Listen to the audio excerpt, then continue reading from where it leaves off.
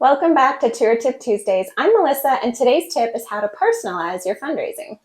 Head over to TourAlbertaForCancer.ca and click on 2024. From the menu bar, click the search button and type in your name to find your personal fundraising page. Then click Sign In at the top right-hand corner. If you don't have your sign-in details, please contact the tour team and we will make sure to get those for you. Once you're in your page, click Manage and it will prompt you through the areas you can customize.